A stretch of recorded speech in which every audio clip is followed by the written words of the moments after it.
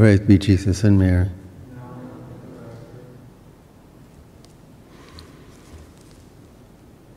Today we celebrate the feast for us, not only for the Dominic, in order to be the solemnity for us, the Franciscans, is also a feast.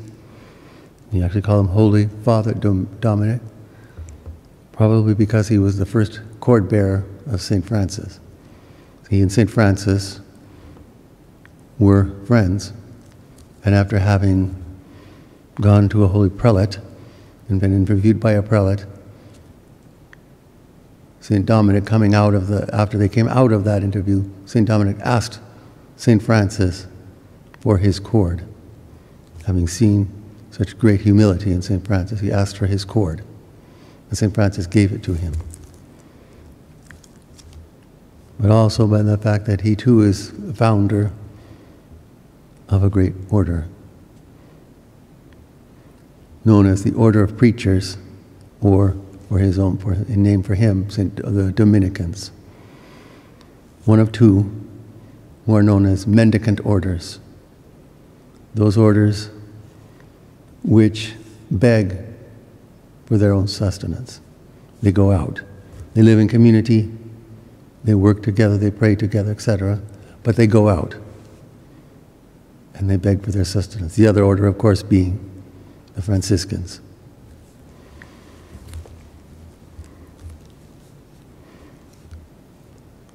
And the reason they are known as the Order of Preachers, and this is a very important thing, and this is basically the thread we see throughout today's readings. St. Dominic, who was already a canon regular, therefore following the rule of St. Augustine, noticed the need in the face of a particular heresy that was growing, particularly in southern France, known as Albigensianism, I can't say it, sorry. Albigensianism. And in the face of that heresy that was quite growing, he began the Dominican order in order to preach the truth to those people. Initially without success, so he was also given help by Our Blessed Lady. We are told it was to him that Our First Lady first gave the prayer that we know today as the Rosary. Perhaps the most favorite prayer of Our Lady herself, who was given it to many, but she gave it first to him and said, use this prayer when you're preaching. So he did, and he was quite successful.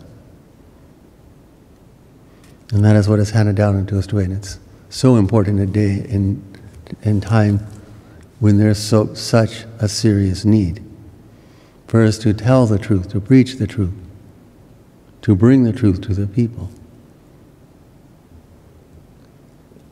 And also in order to combat the evils we have in our society, that we are filled in, we're immersed in our society today. And that being the prayer of the Holy Rosary.